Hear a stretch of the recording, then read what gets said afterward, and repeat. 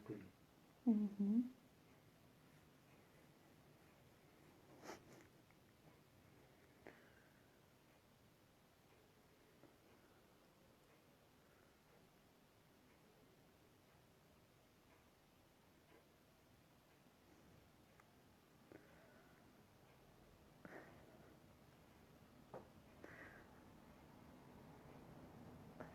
Boa noite. Hoje o nosso tema é bem legal, Síndrome de Peter Pan e Complexo de Wendy. Então, vamos marcar aquelas pessoas que a gente acredita que esse tema vai atrair, vai motivar, vai contribuir com o seu processo de autoconhecimento, ou as pessoas que, sou curiosa dos temas de psicologia, quero saber um pouquinho mais sobre isso. Hoje à tarde eu assisti um desenho do Peter Pan de 1988. Vale a pena, minha gente, vale a pena ver esses desenhos que de alguma forma influenciam as nossas vidas no mundo encantado, no mundo da fantasia da criança. Peter Pan é um filme original de 1911, a história original que gerou o filme até chegar à proporção que chegou. E é um filme que perpassa infâncias há décadas. Esse conto fala um pouquinho dos arquétipos, fala um pouquinho daquilo que há em nós. Então, não pense que a síndrome de Peter Pan vai atingir somente homens e que o complexo de Wendy vai atingir somente mulheres. Apesar de falarmos nesses personagens em gêneros diferentes, um pouquinho desse esquema pode habitar em cada um de nós em determinada fase da vida ou tomar conta de uma fase importante da vida. Tudo aqui nessa conversa é um convite para que a gente cuide da pontinha do nariz para dentro. O território melhor que você pode cuidar é o seu. É o primeiro e principal território. Depois a gente auxilia pessoas na medida em que a gente pode e na medida que a necessidade exige. Então, vamos lá para a nossa conversa. Tudo bem por aí? O som tá legal? A imagem tá direitinho? Sinaliza aí pra gente, tá bom? Como é a síndrome de Peter Pan? Peter Pan é um garoto que ele mesmo, quando encontra com a Wendy, ele diz que fugiu da família, porque ele não queria crescer. Quando Peter Pan está fazendo a ponte da infância para a adolescência e a ponte da adolescência para a juventude, ele se recusa a crescer. Agora, eu te convido a pensar na tua transição. Quando foi que as responsabilidades bateram na sua porta? Quando foi que os primeiros desafios bateram à sua porta? Eu costumo dizer, brincando, que a gente tem noção de que a vida adulta chegou quando a conta de luz chega no nosso próprio nome. E aí o senso de responsabilidade, opa, agora é comigo. Bom, mas muito antes, a vida profissional começa. Quando? Quando a gente é estudante. O boletim é inegociável, a gente precisa dar conta daquele boletim.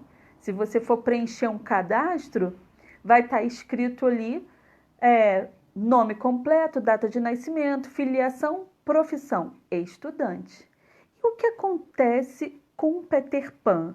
Ele sofre da adultocência. O que é isso? Um corpinho de adulto, biologicamente é um adulto formado, mas a adolescência o acompanhou.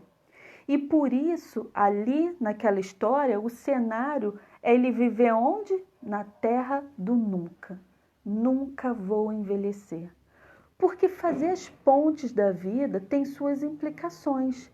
A infância é muito gostosa, a infância é muito boa, mas é comum também a gente ouvir das crianças que quando crescer vai. Quando crescer, as crianças se fazem algumas promessas, né? Quando eu crescer, eu vou ser jogador de futebol. Quando eu crescer, eu vou visitar tal lugar. Quando eu crescer, as crianças fazem projeções. Quando Peter Pan decide que não quer crescer, é que ele não vê vantagem na vida adulta. ele vê mais vantagem na vida infantil. Olha como é sério isso, porque o corpo, o fator biológico está indo e o fator psicológico está ficando. Além da adolescência, ele está na procrastinação. Deixa para depois, eu faço isso depois, vai dar tempo. O Peter Pan na vida real é aquele que joga para frente. Lá na frente a gente vê, olha, tudo na vida tem seu tempo. Esse é o tempo do estudo, da dedicação. Você precisa se profissionalizar. Não, vai dar tempo. Tudo bem, se eu busco... Tem uma questãozinha comum na juventude, que são as desculpas, mas baseadas em pequenas fantasias.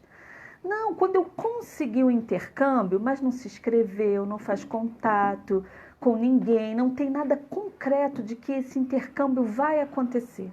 Não, espera, eu só preciso aprender o idioma e eu vou alcançar a profissão que eu quero. Mas já se matriculou? Já baixou pelo menos um aplicativo de idioma? Não há movimento, fica tudo no campo das ideias, no fantástico mundo. Não aterriza. Conflito materno em não sair do colo da mãe. O colo da mãe pode ser simbólico, porque Peter Pan mesmo nem queria viver com a mãe. Na Terra do Nunca não tinha mãe, vocês lembram? Que eles trazem a Wendy, que a gente já vai falar já já, para que faça esse papel maternal. Por quê? Porque não querem regras. Não querem o limite, os limites que são convites para que haja uma vida responsável, para que você passe a dar conta de você, para que eu passe a dar conta do que eu falo, das minhas atitudes, das minhas ações e das minhas não ações. Então, a gente pode refletir aqui que assumir a vida, assumir a fase, é uma atitude responsável. Estou abaixando o sinalzinho aqui do outro celular. Assumir a vida é uma atitude responsável, um convite à responsabilidade que vai te levar a galgar e se profissionalizar, buscar relações saudáveis, estudar como vai ser sua vida familiar. A biológica você não escolheu, então você retém o que é bom, honra os pais, respeita, agradece, segue a vida para frente. Mas a família que você vai formar, essa sim você pode escolher. Essa sim é uma decisão sua. Então, fazer decisões sábias, seguras. Com quem eu vou me associar? Quais as atitudes dessa pessoa que mostram que a gente forma uma dupla produtiva? No Peter Pan, muito obrigada, amor. Na história de Peter Pan, ele... Me deu um branquinho agora, só um instante. Eu volto nisso. Conflitos, vai voltar já já. Ganhou o beijo, vai voltar.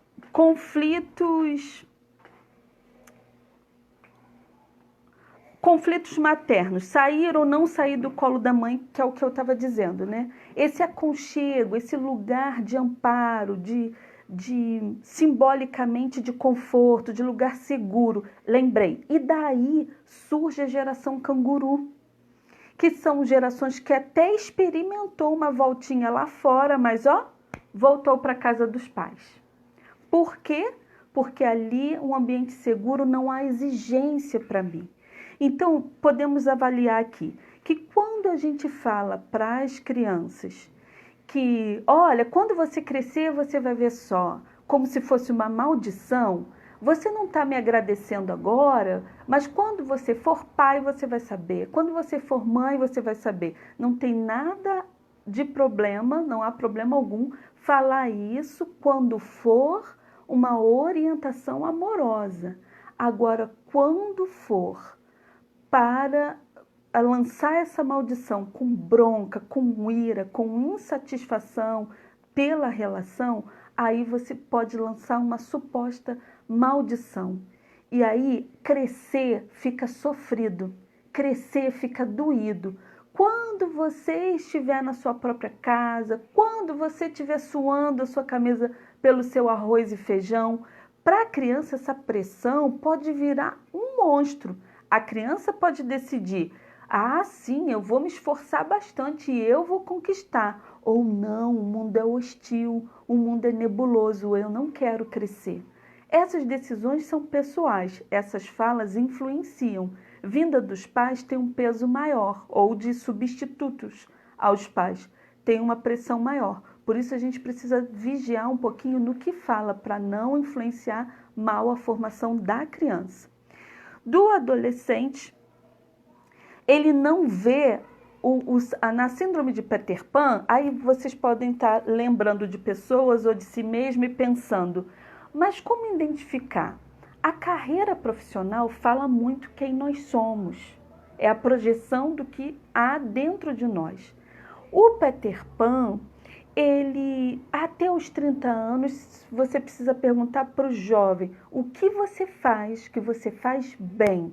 Não é só ter uma profissão, porque ele pode ir de emprego ao desemprego, e as respostas são, por que não permanece no trabalho? Porque não cumpre horário, porque não entrega o projeto no prazo certo, porque não respeita os colegas, porque está cheio de traquinagem na hora do trabalho sério. Então, trabalhar não quer dizer que não seja imaturo. Até os 30 anos, a gente precisa se perguntar, se for para filhos, perguntar o que você faz bem. Até ali precisa ter consolidado algo da carreira profissional. E na área afetiva, não pode ter atravessado, feito um trator, corações, arrebatado corações e fazendo famílias inteiras sofrer. Porque uma questão do namoro que é muito séria é que um de uma família namora outro de outra família. Mas se um machuca o coração do outro, machuca toda a família. Então a seriedade nas relações, se você entra na família de alguém com a promessa de respeito, de namoro, que você sabe entrar respeitosamente e sair respeitosamente. Dessa forma, não há síndrome de Peter Pan. Peter Pan, no filme, entrou pela janela, entrou às escondidas, convidou o Andy para sair sem os pais saberem e levou a Andy para a terra do nunca, um lugar inseguro, hostil e perigoso.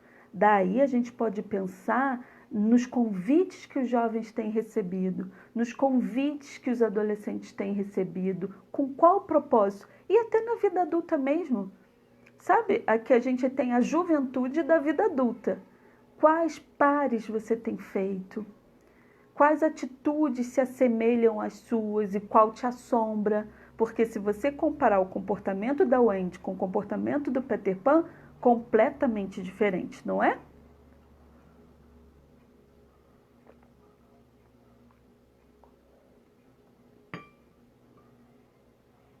Vou dar uma olhadinha aqui para ver Helenice de Paula, uma linda.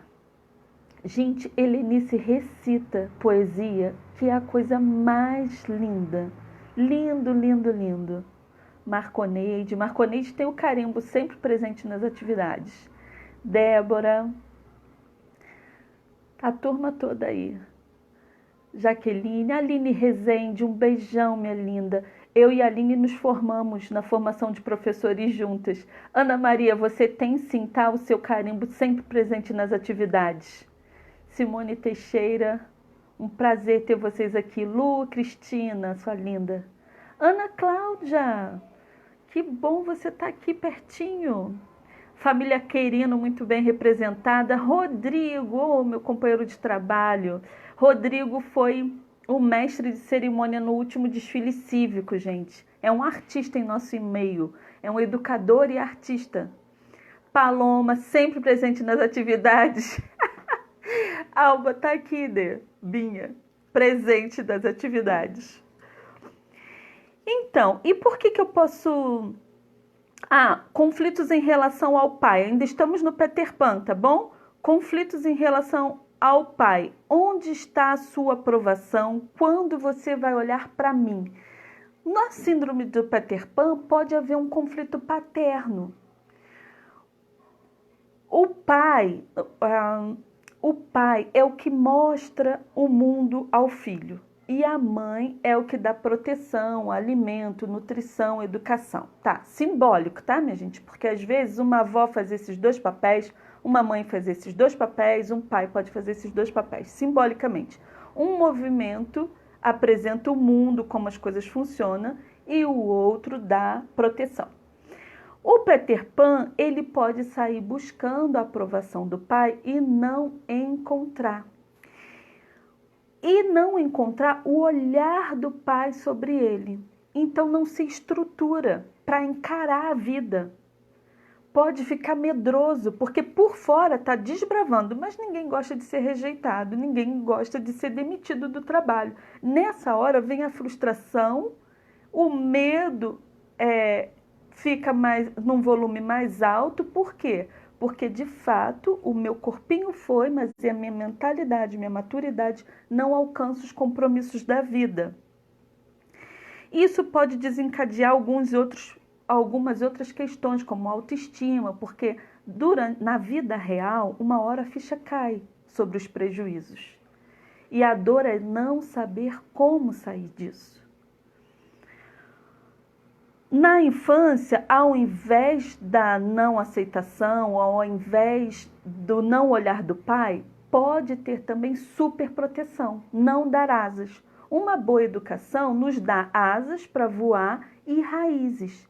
As raízes são os princípios, os valores inegociáveis, a formação moral dentro de casa. A escola reforça, não é, Binha? Concorda aí comigo, a escola reforça. Mas isso é principal da família. E nesses princípios, nesses valores, pode ser que a criança foi super protegida, porque as asas é um encorajamento. Cada coisa que você fez pelos seus filhos ou fizeram por nós na época certa. Essa idade você já amarra os seus cadarços. Nessa idade você já pode fazer isso. Nessa idade você já arruma suas próprias gavetas. Essas atividades vão sendo um convite para o crescimento. A partir de agora, você é o responsável na casa por apagar a luz do quintal ao final da noite. Determinar pequenas tarefas para mostrar que existe um senso de responsabilidade, que você precisa encorajá-lo a cumprir isso, que são objetivos que já alcançam. Pode ser que o bônus da liberdade para o Peter Pan, na balança dele, qual é o bônus da liberdade? No cinema tem uma faixa etária, uma censura. Então, é comum você ver uma criança falar assim, quando eu crescer eu vou assistir, quando eu crescer eu vou no cinema para ver esse tipo de filme. É um bônus. Então, tem alguns bônus sociais sobre a liberdade frente ao crescimento. Agora, os ônus que são responder, se você está na faculdade, entrou a partir dos 18, quem vai fazer a matrícula é você mesmo. Quem vai assinar vai ser você mesmo. Você vai assumir. Na faculdade, não vai um bilhetinho para casa dizendo que você não tem cumprido as tarefas, não é? O coordenador não vai ligar, se bem que recentemente eu vi uma faculdade de São Paulo fazer reunião de pais, porque a galera estava levando muito na brincadeira. Eu senti #vergonha alheia, porque na faculdade, por favor, né? Aqui em Friburgo tem escola técnica, aqui em Teresópolis também. E a galerinha que vai para lá já tem muita noção da responsabilidade, que é uma formação técnica. Então, é bem sério isso, né? Assumiu ali esse estudo, o que eu posso fazer, meu resultado acadêmico é inegociável. É aprimorar e fazer paralelo a isso tudo aquilo que possa me dar suporte para quando eu graduar, eu galgar o meu exercício profissional. Síndrome de Wendy. Vamos passar para a próxima? Isabela chegou com tudo. Linda. Ana Paula. Que bom esse trio aqui. Ana Paula, Binha e Rodrigo. Fechou. Tá ótimo. Um tripé de educadores sensacionais. Ana Paula é a mãe da Maria. A Maria é um bebezinho. Linda. Pão? Oi? Ela que faz aquele pão delicioso. Ana Paula. Não, aí é Jéssica, Ana Paula. Jéssica da educação também. Vocês duas com bebezinhos. É pão da Jô. Síndrome de Wendy. O Wendy faz tudo pelo Peter Pan. Vocês lembram dela, né? O Wendy aceitou o convite de ir para a Terra do Nunca. Isso me impressiona. Porque ele chega no quarto dela, chega de maneira irresponsável, entrou numa casa. Agora lembrei de quando minha filha foi se matricular em Minas Gerais. Já ia entrando com ela na secretaria, fui barrada na porta. Excelente exemplo, Amanda. Nada como a vida real. A arte ensina a vida, gente. Ó, tem um exemplo real aí nos comentários. Então a Wendy, ela aceita esse convite, isso me impressiona. Ela vê aquele cenário, se encanta, e é bom você fisgar essa. O Peter Pan, ele é divertido, descolado, descontraído, então ele encanta na magia. E a Wendy, aquela menininha doce, aceita o convite de ir para uma terra chamada Terra do Nunca, ainda leva os seus 2 irmãos. Nesse desenho de 1988 que eu assisti hoje, o Peter Pan ainda comete um ato falho com a Sininho. Ele diz para Sininho, vá levar a nossa mãe, vá levar o Wendy. Olha, ainda comete esse ato falho. Vai levar o Wendy a tal lugar. Por quê? Porque o Peter Pan, ele não escolhe pessoas aleatórias. Ele escolhe pessoas a dedo. Ele sabe quem vai completar nele o que lhe falta. O senso de responsabilidade que falta no Peter Pan casa direitinho com o excesso de responsabilidade na pequena Wendy, porque ela é uma criança e vai para a Terra do Nunca para assumir responsabilidades maternais. Com o Peter Pan, com as fadinhas, com os irmãos. Veja bem, e por que as mulheres Wendy ou os homens com complexo de Wendy fazem isso? Abraça a incapacidade do outro gerar a própria vida. Porque aqui dentro tem uma insegurança e uma fome de reconhecimento. Então, fazer pelo outro pode trazer como moeda, a recompensa do reconhecimento. Só que como se trata de um complexo, ela vai fazer e não vai se saciar nunca. Sabe quando você joga a moedinha no poço e não faz barulho nunca? Vai ser bem parecido com isso, porque ela está fazendo externo. O tanto que a Wendy faz pelo outro, ela não faz 1/3 para si. Então, eu só dou conta de abastecer o outro se eu estou abastecida. Se eu me ocupo da vida do outro para obter reconhecimento, eu não estou num circuito saudável. Eu estou me ocupando da vida do outro para não ter que pensar na minha. Para não ter que ter um encontro verdadeiro, fiel, sincero comigo. Com as minhas faltas, com as minhas qualificações, com a minha sombra, com a minha luz, com aquilo que em mim é força e com aquilo que em mim é limitação, mas a verdade sobre si. Então, a Wendy, ela pode ser, ter um perfil de perfeccionismo, porque o perfeccionista para fora, nada pode estar fora do lugar. Por dentro, qual é o diálogo interno que acontece? Você não é suficiente. Você não é boa o suficiente. Então, o movimento externo é contrário. Eu vou provar que eu sou assim. Esse copo, essa xícara vai ser a xícara mais bem lavada.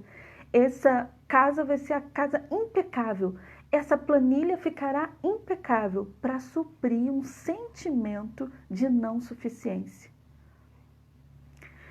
Jamais reclamam.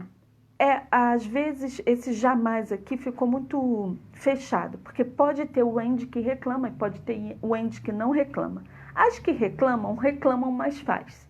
E as que não reclamam, reclamam internamente. No diálogo interno fica aquela ruminação, com perdão da palavra.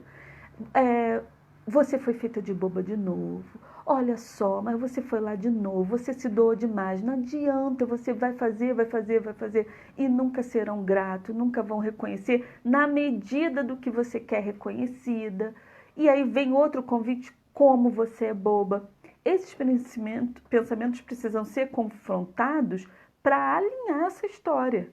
Porque eu não vou ser chamada de boba 40, 50, 70, 100 anos da história da minha vida. Preciso romper isso. De alguma forma isso precisa ser rompido. Boba em qual medida? Como da próxima vez eu posso fazer algo sem me sentir frustrada dessa forma, com esses pensamentos de que eu sou boba? Simone Monteiro está aí? Ingrid disse que sim.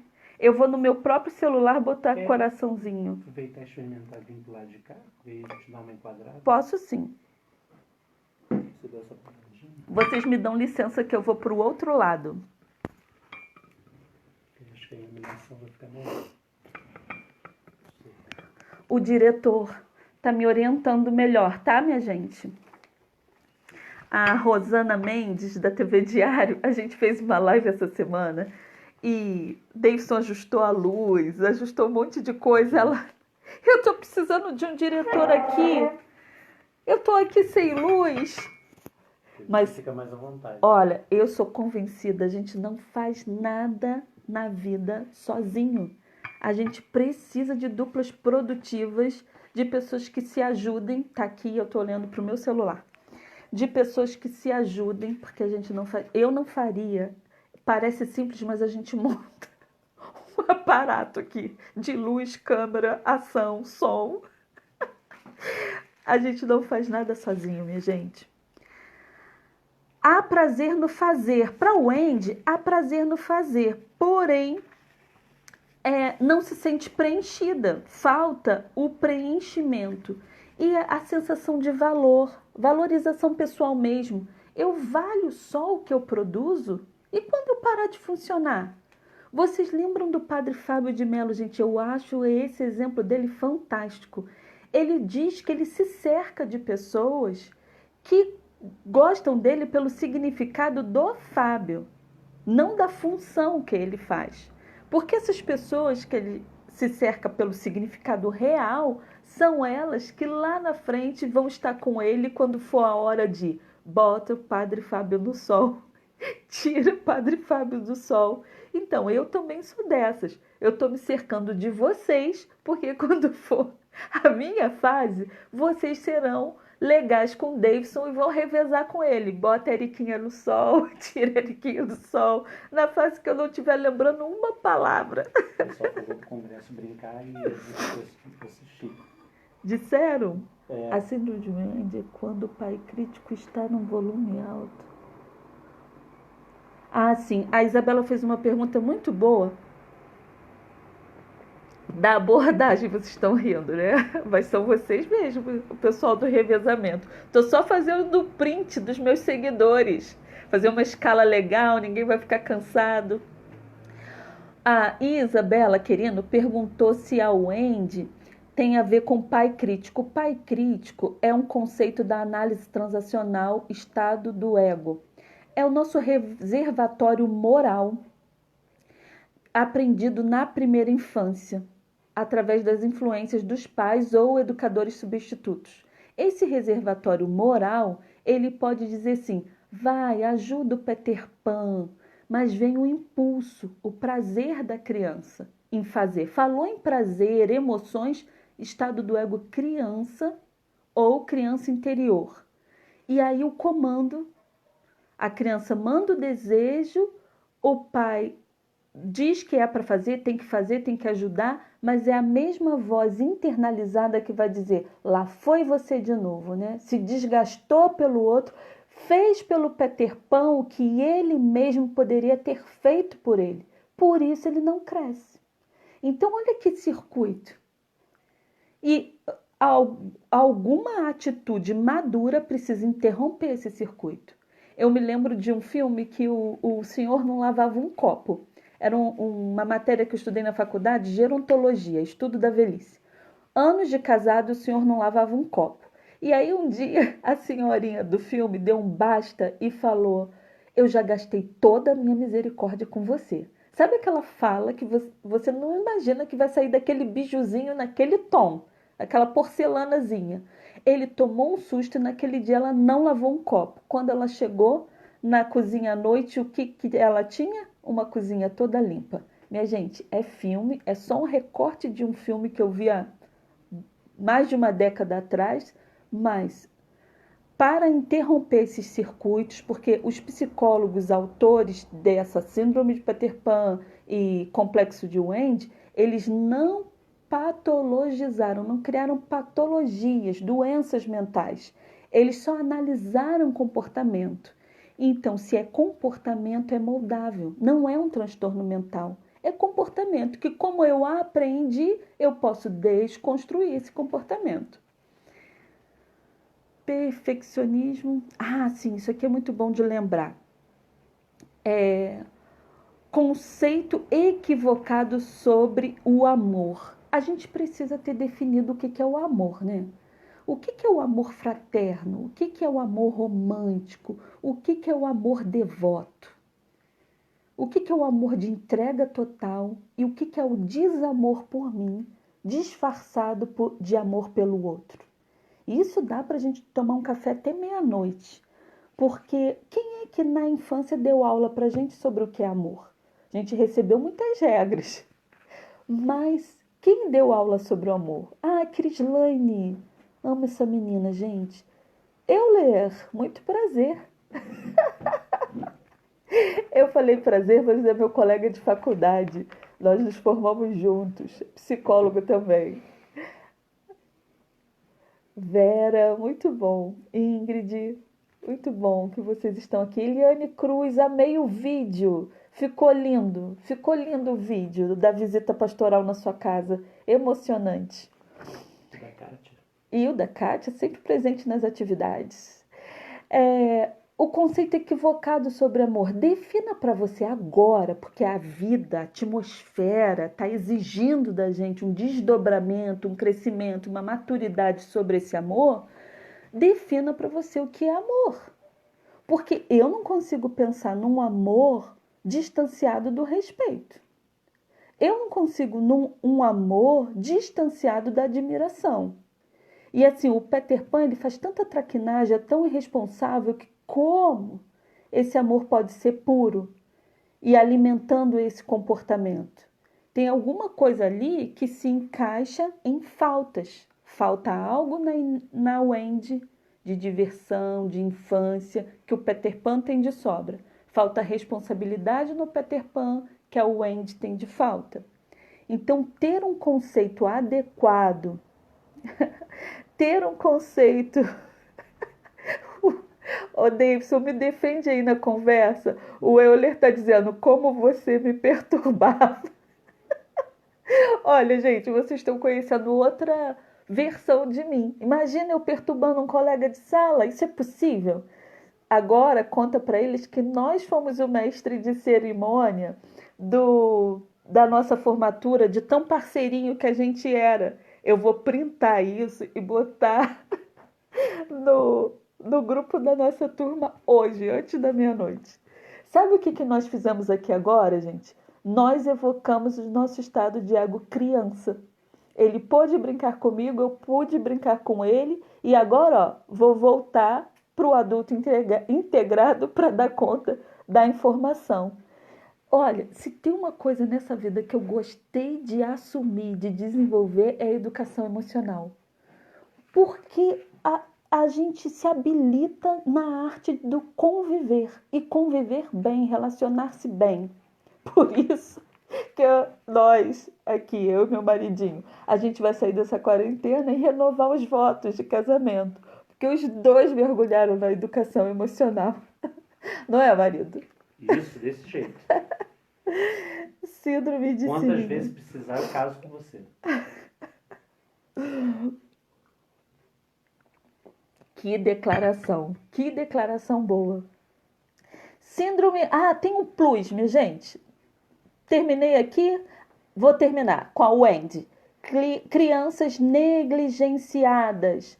A criança, vamos imaginar uma casa com muitos filhos, pais com muitos filhos, ou pais ocupadíssimos. Ah, fala do filme pra eles. Eu falei um pouquinho do Tá Peter bom. Pan. Não, tô falando do filme das crianças. Ah, sim.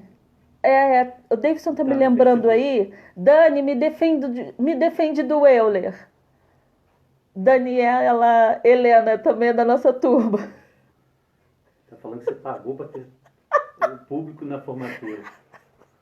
Eu não aguento. Ô, gente, foram 5 carros de teresopolitanos na minha formatura na UCP. Eu não tenho culpa se ele não conseguiu trazer de Três Rios. Eu não tenho culpa. Você trouxe quantos carros de Três Rios? Ai, que saudade da minha turma, gente. Mas, falei do filme. O filme que eu citei aí na... Que eu citei aí No Facebook. no Facebook. As crianças estão bem. As crianças estão bem. Imagina, Euler tem um filhinho, né? Ou 2 filhinhos.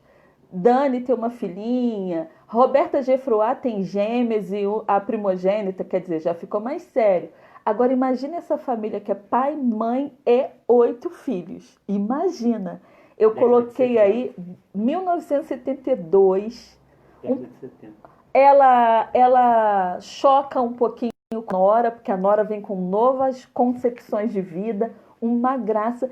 E quem for assistir, veja, quem for assistir, veja com quem você se identifica entre os pais e os 8 filhos. Marca lá no Facebook. É uma boa também marcar lá que eu fico sabendo. Eu já sei quem é. Muito legal aquele filme. Mas a gente lembrou dele por crianças negligenciadas, foi isso. Por quê? Porque quando tem muitos filhos ou trabalham muitos, as necessidades da criança podem ser negligenciadas. Ou por falta de responsabilidade mesmo, não quero ver, não quero olhar, não quero saber, dá conta de si, apressa-te a crescer, levanta, sacode a poeira, dá volta por cima. Ou porque ou trabalha para manutenção da casa, não tem escolha. E a coisa é meio pré-consciente, porque da forma que eu fui educada é a forma que eu sei educar. Mas julgamentos à parte, que não é nosso papel aqui julgar o pai e a mãe, as crianças que se sentiram negligenciadas, porque tem o caso do pai achar que a criança vai muito bem para a escola caminhando, porque está 10 minutinhos de casa. E a criança pode se sentir desprotegida, mas não fala porque não quer aborrecer, já que o pai precisa estar trabalhando naquele momento, me entendem? É uma questão de emoção, de sentimento. Não é que, de fato, a negligência possa existir. Tem a negligência real e tem a negligência sem o contato com a realidade infantil. Nessa, a criança pode criar essa ideia de eu estou desprotegida e eu me amparo quando eu cuido do outro. Eu estou desprotegida e é insuportável para eu ver outra pessoa desprotegida diante de mim, porque dói 2 vezes. Então eu protejo para tentar cobrir nós dois, ou nós duas. Isso são coisas para a gente pensar. Tem mais autores falando disso na internet. A doutora Ana Maria fala muito, Ana Beatriz, que escreveu Mentes Inquietas. Ela dá entrevista num canal chamado Mentes em Pauta. Ela também fala um pouquinho sobre isso. Agora tem um bônus. Que horas são, Dê? 7h15. Eu vou printar aqui de novo, que hoje a gente vai ter uma reunião. Sabe qual é o nome do nosso grupo de faculdade? Ânimos. Porque cada período nasceu um bebezinho. É uma turma muito frutífera. Tem um plus aqui da síndrome de Sininho. A síndrome de Sininho, vocês percebem que o enredo acontece ali, Peter Pan é o grande protagonista, ele se encaixa ali perfeitamente nos esquemas da Wendy, mas a Sininho também é uma personagem que merece a nossa atenção. Por quê? Porque a Sininho é aquela fada toda sedutorazinha, vocês podem perceber os manejos dela, os trejeitos dela, né? A mãozinha na cintura. Claro que eu não falaria isso para a criança dessa forma, tá, minha gente? Não vamos tirar o encanto que a criança não está vendo sedução nenhuma. Quem está vendo somos nós. Ela teima o Peter Pan, mas ela obedece. Outra coisa, ele taca ela dentro de um pote de vidro, tranca ela no pote de vidro. Depois, numa outra ocasião, ele dá uma sequência de ordem nela, bem tirana. Ele chama a fada de fadinha tola e ela está ali à disposição, debaixo do maior assédio moral. Mas ela fica. Ela fica e ela supre também as necessidades do Peter Pan, impedindo que ele conquiste e supra suas próprias necessidades naquilo que ele pode, mas ela facilita o caminho para ele e ela é muito ciumenta. Então, o que aguça? A disputa pela atenção junto com a Wendy. A Wendy não dá muita corda para isso, mas a Sininho está ali botando um tempero na imaturidade do Peter Pan. Então, é bom esse trio. Os personagens todos dá para a gente fazer uma leitura boa, igual dessa família da série que eu citei. Mas é bom a gente perceber esses personagens e saber que, na vida real, todos nós nascemos um bebezinho, ficha limpa. Nós nascemos um bebezinho com emoções naturais. E por que, de repente, nós desenvolvemos esquemas desse tipo? Passamos pelo filtro educacional, os pais deram o que puderam dar segundo as suas forças e competências. Agora é nossa vez, adultecemos, então agora é nossa vez de reeditar cenas e verificar a nossa vida. Então, tanto para os perfis Sininho, quanto para o perfil Peter Pan e o Wendy, o que é legal? Que a gente vá lá na estrutura, visite a base da vida. E nessa visita, nesse cuidado com a menininha que eu fui, no menininho ou na menininha que você foi, reeditar cenas. Quando essas visitações internas mexem muito com a gente, dá uma angustiazinha, o legal é a gente procurar ajuda. A psicoterapia é um tratamento. Eu acho que a gente já avançou nesse preconceito de associar psicologia a transtorno mental. Acho que a gente já avançou nisso, né?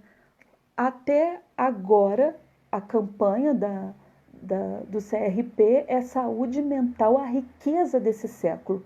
E quando você visita o alicerce da tua vida, o que você pode fazer? Reeditar, adubar aquele solo. O que é adubo? Adubo, ele cheira mal, mas ele prolifera coisa boa. Então, esse cheirar mal no alicerce da nossa vida pode ser dores, feridas, que a gente foi se distraindo pela vida para não fazer acesso.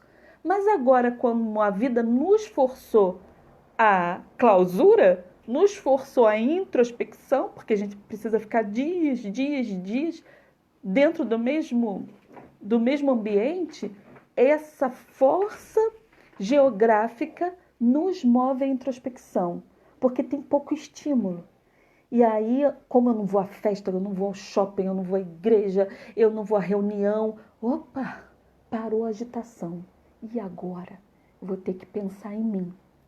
E pensar em mim é um pouco difícil, um pouco dolorido, mas é altamente satisfatório quando esse resgate, esse reencontro consigo mesmo é verdadeiro, é puro, é genuíno. E aí a gente toma a nossa história com tudo que ela nos custou. Essa é a verdade sobre nós. Nós precisamos tomar a nossa história, principalmente a base, com tudo que ela nos custou, porque foi a menininha que eu fui, que fez decisões, escolhas, que deu alicerce, base para me tornar a adulta que eu me tornei. Então, se eu estou de paz comigo, eu estou em paz com a minha história. Se eu estou insatisfeita comigo, eu não estou em paz com a minha história. E o caminho para não desenvolver comportamentos que tirem a qualidade da minha vida, a qualidade das minhas relações, o caminho é a aceitação de toda a história. Principalmente do menininho e da menininha que você foi. Porque eles foram corajosos, eles foram persistentes, eles seguiram adiante. Eu sei bem, porque eu estou vendo aqui os rostinhos que estão nos assistindo, eu sei bem que perfil de adulto vocês se tornaram. E que área que área profissional você está ali, que área ministerial você está ali alimentando, nutrindo, auxiliando o crescimento de outras pessoas. Se você se interessa por esse tipo de assunto, você também, como eu, está em busca de si mesmo, em busca de aperfeiçoamento, de aprimorar. E isso nós vamos fazer, queridos, até o último suspiro. O trabalho sobre nós mesmos, ele é constante. Não pense em prontidão. Lembra, prontidão para a alfabetização. A habilitação de carteira de motorista não existe se tratando de desenvolvimento humano. Nós estamos constantemente em obras. E isso é bom, porque você gostar da sua versão de hoje significa que você foi prestando atenção nas outras fases em si mesmo. Cuide de si, reconcilie-se com a sua história.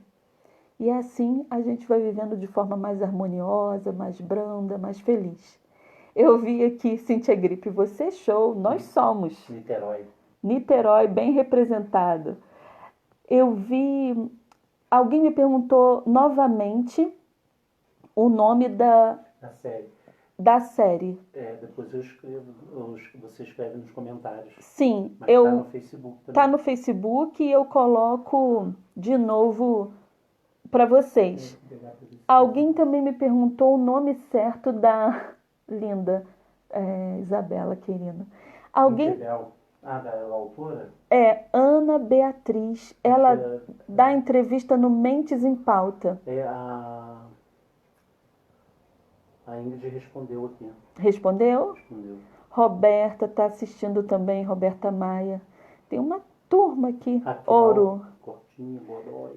Raquel entrou aqui, Cortinhas? Desde o início. Ai, que linda, saudade de Raquel. Raquel, pode falar de mim, né, Raquel? Eu já fui índia da tribo de Raquel. Gente, como eu amo trabalhar em equipe. Bem direcionada, trabalhando bem. Simone estava aqui, quase que a equipe estava completa, viu, Raquel? Só faltou Kátia e Eliane. Um beijo para vocês. Até sexta-feira que vem, no mesmo horário. Pede pessoal para ir no... Binha, eu vi que essa semana você está perdendo a paciência com o povo que está muito na rua. Respira fundo, amiga. Vamos fazer a nossa parte. E no que for possível a gente orientar as pessoas que é sério. Não dá para ficar desfilando na rua. É sério mesmo.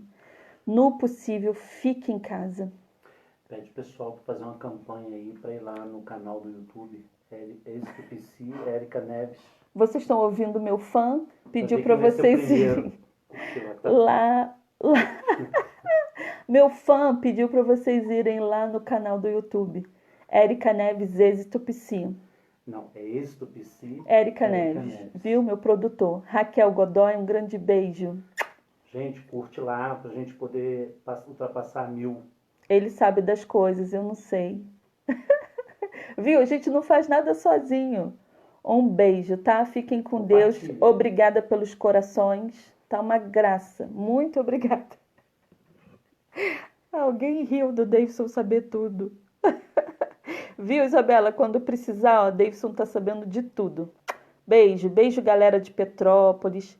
Cris Dália, um grande beijo. Nós fizemos formação de professores juntas. Cheio de coraçãozinho. É uma turma muito linda, vocês. Isabela agarrou o dedo no coração. Igual eu.